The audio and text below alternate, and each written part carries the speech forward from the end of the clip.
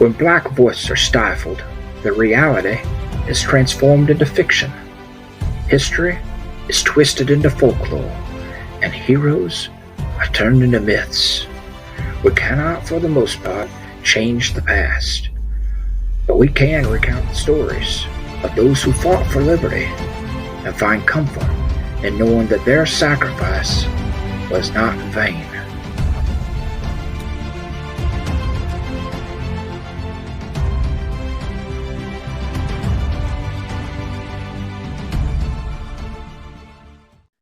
Hi guys, I want to welcome our distinguished guest, J.D. Edwards. My name is Michelle Sandifer, and my colleague, Portia Eka, is here. Hello. We are one of the people at Editingle. I am one of the editors, and I also am head of public relations. She is over, she does many things. She's over the marketing. She does the videos. She is just fabulous. She also does our books. So she does the covers. She's wonderful. Thank you so much, Michelle. But I am so enamored and so happy to have JD with us right now. We want to talk about his book, Indomitable. It's about Eliza Harris. I hope I got the name right. Good. And we want to talk about some of the things that he's doing. We also want to talk about her escape from slavery, her pursuit of freedom. JD has written several things, several award-winning things. He's written the Fairy Chronicles, The Killing Time, Soul Reaper, The Dry Bones, and over 50 genealogical articles in the United States and Britain. He's won over a dozen historical writing in competitions internationally. So I want to welcome JD. Hi. How you doing? Hello. Thank you for having me. We're really happy to have you on board with us. Yes. Thank you for sharing your precious time and taking us and giving us the opportunity to publish your book and to be able to talk to you. Thank you for taking the time to do this also. Well, this is what I want to talk about. There's a few questions. I know our readers and our distinguished guests our people out there want to know what's going on in the process of your thinking. How do you feel, or how do you deal with writer's block, and what does it mean to you?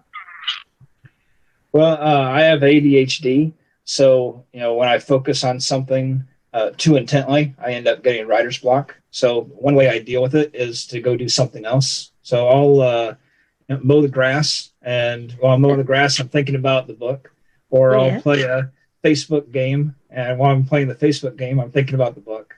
So, or I go to work and I think about the book. It's when I'm writing the book that I'm not thinking about the book. I'm thinking about everything I'm not doing because I'm writing the book. That's awesome. I love that. That's really great. I got some ideas on how to deal with my writer's block. So have you been writing for a long time? And when did you first realize you wanted to be a writer? Well, I first started writing in 1995. It was a book. It was a short story, actually, for my for a creative writing class in high school. And it was called The Quest for Truth. It was a time travel sci-fi book, about 10 pages. It wasn't very long, but it was a class assignment, and I found out I really liked it. And so I ended up making that into The Phantom Seer last year. Okay. That's a novella now. It turned a 10-page paper into 20,000 words. But oh wow, that's great. But I didn't start writing novels until 2003, and that's when I started with the Fairy Chronicles, and that was almost a 20-year process. And now I'm working on the revision to it for the special edition that Editingle is going to publish next year or the year after, whenever I get it done, I suppose. So we're very glad to have those books with us, Yeah. Well, I'm halfway done editing the first book so far. So I hope to get it done here in the next few weeks, month, something like that. My editors are Knowing you, definitely really happy with that. Can assure you. knowing you with spring coming up and gardening and lawn mowing, you'll have these books churned out in a week. I agree. I've been finding some very weird things in these books. Like I told Michelle I had a sentence where I said, Ian, how do I say, hanging from the wall, Ian noticed a portrait of his ancestor. And then I thought to myself, well, that doesn't make sense. Ian's not hanging from the wall. That's Spider-Man up in the corner. That's right. So I changed it to say, Ian entered the room and noticed his ancestor's portrait hanging on the wall. So it's things like that. I'm just kind of rewording the sentences, but little details. Little details. Yeah. There you go. But 20 years ago, I didn't know any different. There you go. So, as a seasoned writer, what do you require in your writing space that helps you stay focused? I actually listen to music. The calming music people use for sleep, I actually use that to calm my ADHD so I can focus on writing. It doesn't put me to sleep at all. But other people, on YouTube, it's called soothing sleep music. But that's not what I use it for. It's soothing mind music is what you call it. Yeah. Yeah, I tend to when I write. Since I don't like horror, I don't watch it, but I will write it. I get in a dark room and I don't have anything. So every creak, every cat movement, it's got me freaked out. So that's the only way I can tap into that. And then I imagine the worst thing that could happen in the world and I write about it. So I get you on that, just trying to get into that zone. Yeah, when I write dark things. We got the mental insight in there. Okay, when I end up writing dark scenes, I'll listen to Evanescence. I love them. Yeah. Yes. Have you ever traveled as a part of your book research? I did. I traveled to Europe with my class trip in college. It was for fine arts, and we went to Italy, France, and England. And I took a side excursion to Wales, unauthorized, but that's a different story. It cost me a letter grade. But while I was in England, we visited Stonehenge in 1997, and Amesbury is the town it's located in. And I just fell in love with the town and the stones. So I took tons of pictures, and I thought someday I'm going to write a story with this as the backdrop. And 5 years later, I started writing the Fairy Chronicles using Stonehenge as a backdrop. In fact, the book was originally called, the series wasn't called the Fairy Chronicles, it was called the Stonehenge Effect. And it was, and people didn't like the series title, so I. Do they ever like our titles? Not usually. There you go. Interesting to see how you use real life experiences in your books. So who would play your character in a film adaptation, if your book was turned into a film adaptation? Let's see. I'd say, well, for Indomitable, I imagined Amandla, I think I pronounced the name right, Amandla Stenberg. She played Rue in the Hunger Games. Oh, okay. Wow. Yeah. And now that she's in her mid-20s, when you see her, that's who I envisioned for Eliza.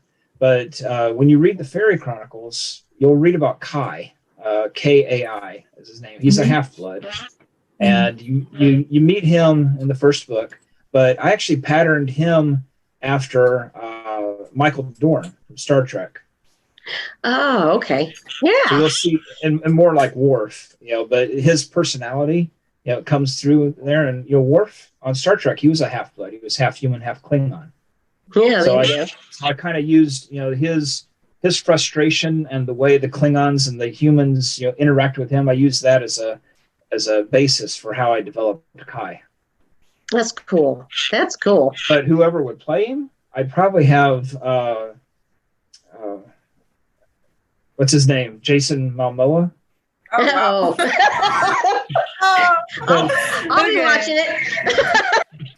There's a scene. There's a You scene have in the the ladies first, lining up. That's right. Watch that movie. Movie sold when, out. when Ian and Drew first meet Kai, he's bare chested and wearing only a loincloth. Yeah, there you go. So Yeah, you may have to put the book down and get a fan for that scene. that's right. You know what? You know way to a woman's heart. Put that And, man in a loincloth and we're good. In the second book, Soulstones of Fairy, I have I use the word fairy. It's almost like an angel, but they're higher evolved levels of races, and they actually created the races, but you don't find that out to the second book. But anyway, one of the guys, his name is Denevel, and I patterned him after John Delancey. So, Yeah. and his Q character. So he's a very smart aleck, very egotistical. So yeah, I've patterned a bunch of people after different. That's good. Well, that makes me excited. I can't wait to get in there and edit what little you leave me to do. Well, how has your writing process evolved since you first began? When I first started, I wrote kind of like Terry Brooks. So I used adverbs and telling words and data dumps and long dry passages, and that works for Terry Brooks, but that doesn't necessarily work for me. So I end up having to change that around. In fact, the Soulstones of Fairy was originally called the Science of Fairy was originally called Brander, but when I first wrote that, I wrote it third person omniscient. Mhm. So not only was it third person, but you knew what everybody was thinking all around you. And George R. R. Martin actually was one of my first beta readers on that book. And he Oh, wow. he hated my characters. He told me that they were dry, two-dimensional, and boring. Oh, geez. Yeah. So And he was straightforward. right. He was right. He told me, he says, all your characters are safe. He said, if you want to make a good character, he says, you need to add danger. He says, never create a character you're unwilling to kill. So in every book, I kill at least a couple main characters. So you're not going to know who's going to live or who's going to I die. was gonna say that's good advice, but then I see you adhere to it very well. I even had to kill a few people in Indomitable just, Yes, just to you keep it. did. Yes, you did. How do you ever Google yourself? Not really, just because J.D. Edwards. You'll get a bunch of financial information if you do that. And if you Google That's a Jeremy lie. Edwards, That's a lie. You Google yourself. when I read this question, I went ahead to Google myself to see what did come up. See, you caused him to do it. I Googled Jeremy Edwards. He's an underwear model in the UK. Looks much better than me. You don't want me being an underwear model.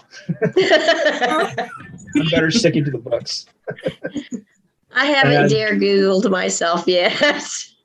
Those when are I the typed in information J.D. you'll get after you Google yourself.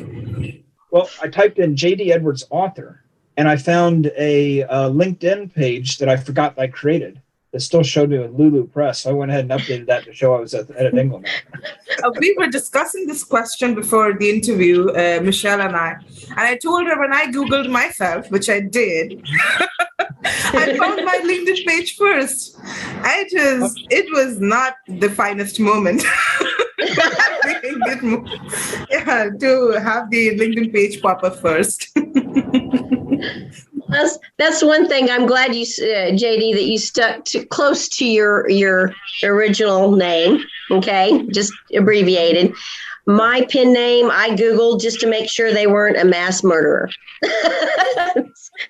I'm clear. I'm clear. But there are two people that have that name, and thank goodness they're just on Pinterest. So I'm safe. I actually Thank chose God for J.D. that.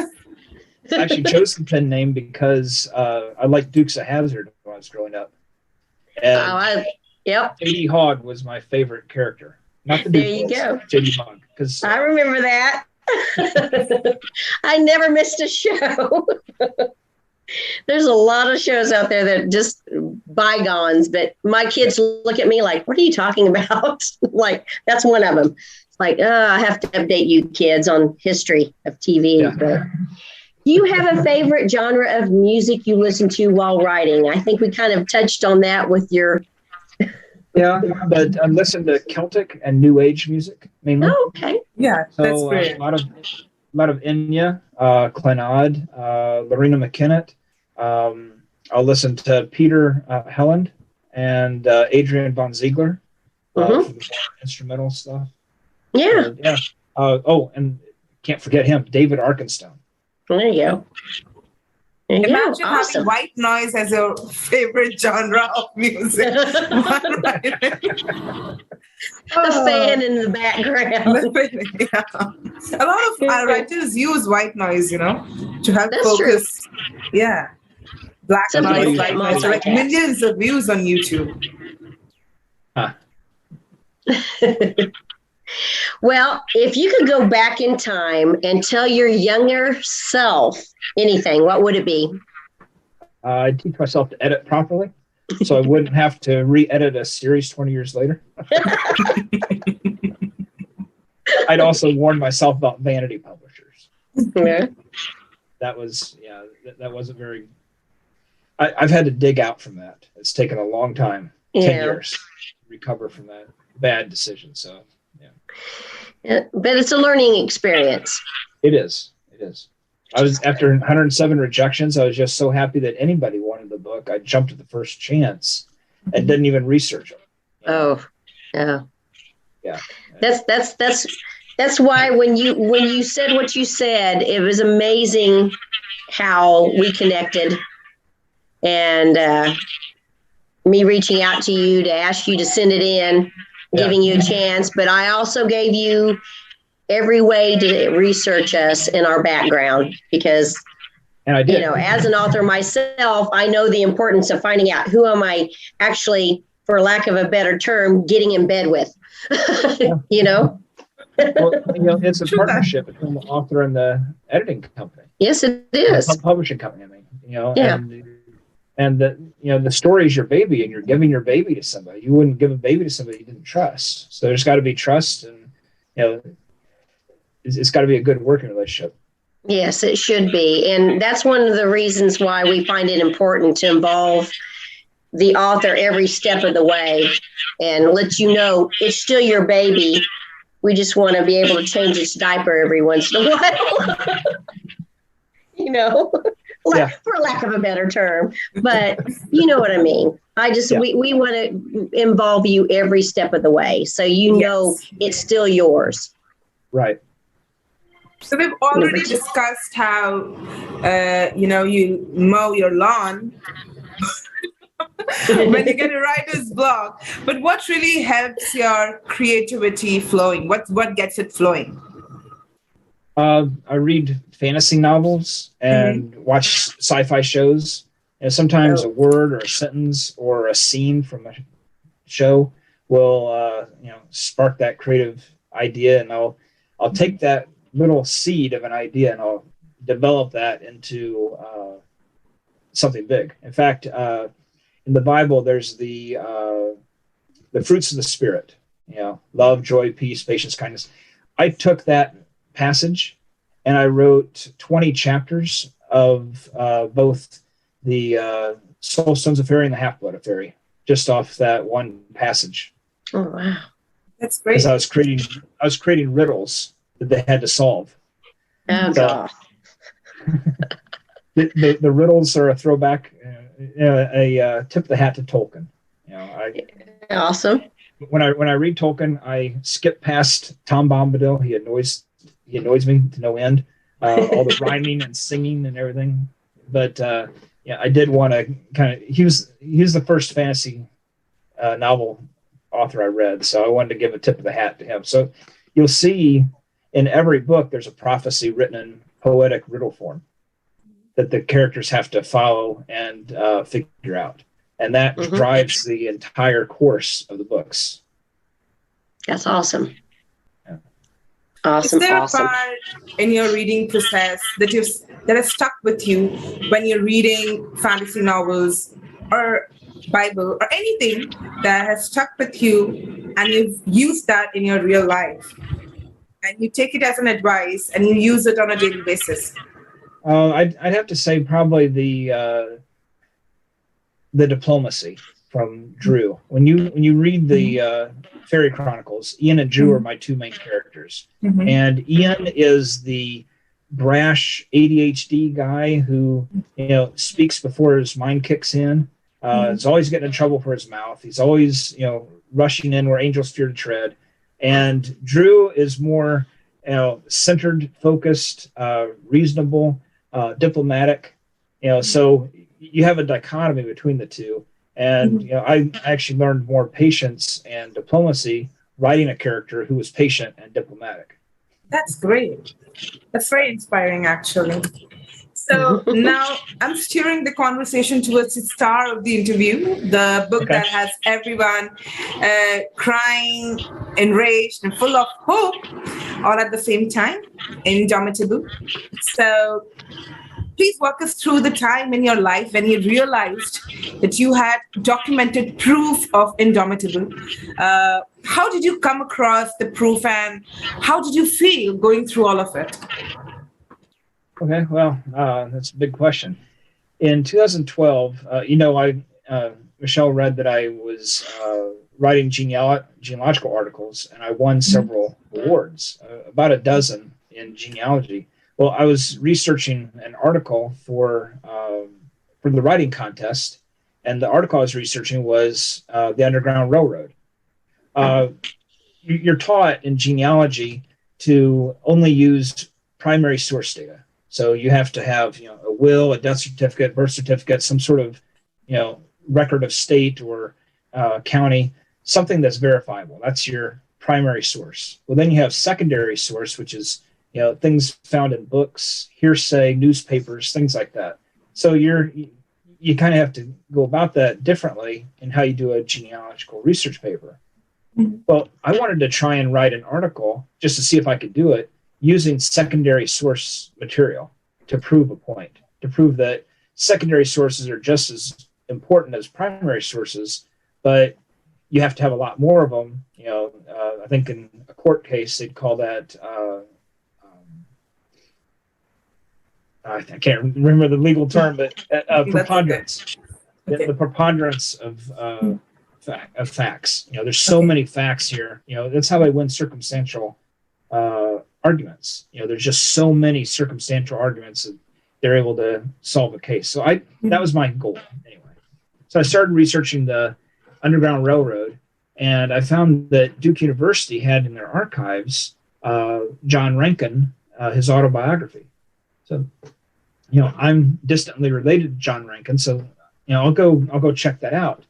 Well, when I got the folder, it actually had 3 manuscript folders within it. One was John Rankin's autobiography. Another was John Parker's autobiography. He was an escaped slave. He wrote the book. That slips my mind too. His Promised Land. That's it. He wrote a book called His Promised Land, based on that back in the 90s. And then there was Eliza's story kind of mixed in with all those pages. It was only about 10 pages long, and no one had ever transcribed it. No one had ever talked about it. It had been referenced maybe once in His Promised Land, but it was just forgotten. And I thought, there's a good idea. It's a forgotten story. Let's write something about it. So I did a transcription for the Ohio Genealogical Society, and it didn't win. Oh. But but 2 other stories about George Edwards did, and that was about the War of 1812. So it's like, well, maybe I'll take this and use it sometime. Mm-hmm. Well, I got on an airplane in 2014 to go to a funeral for my grandfather in Illinois, and I sat next to a guy named Lamar McLean, and he was also going to the same town, Peoria, Illinois, for the funeral of his dad. And his dad and my grandpa died almost the same day. And their obituaries were next to each other in the newspaper even. And he asked me what I was working on, because I was at the time working on the Eliza transcription. So I showed him. And he says, no one writes about Black history, And he was Black and he says, I want this story told. He says, you need to tell a story. I said, okay, Lamar. As soon as I get done with the Fairy Chronicles, I'll do that. Well, I kept my word. Lamar died a couple of years ago of cancer, so he never got to see Indomitable in print. But I did it for him and for Eliza. Her story needed to be told. But it was just dumb luck that I found it, because it was, like I said, it was just buried in the archives at Duke University. It's a shame too. It's been there since 1880. Wow. No one's done anything with it. And then you reached it. You dug through it, and you found gold. Yeah. The research was, a lot of it had already been done for other articles on my family. So when I went to write Indomitable, I took the family research I'd already done and then had to scour the internet. You wouldn't believe the nooks and crannies I had to look through. And there's a website called archives.org, which has scanned version of books. And I had to go research that stuff because, there's books from the 1800s in there. And I'd find a newspaper article or a small mention of Eliza from somebody who wrote a book about their experiences. It seemed like everybody, after the Civil War, everybody wanted to get a piece of the Eliza story. Right. So I had to sift through what was fact and what was fiction. One person said that Eliza and her husband crossed the river in a rowboat, and her husband fell out, and her husband got back in. They went to the Rankin's house, and then she told him, "Here, you take the baby to the north. I'm going to go get my other 6 kids." That doesn't even, that's not even accurate, Yeah. So I had to decide what was going to be my primary source of information, versus the secondary source information. And I chose John Rankin and Levi Coffin. They're 2 autobiographies because they're people who are documented to have interacted with Eliza. So anything they said, I took that as the priority information. Then I compared all other information against what they said. That makes sense. Please go and check out the TCK Publishing Reader's Choice Contest for 2022 and vote for Indomitable by J.D. Edwards. You'll find the link below. Thank you.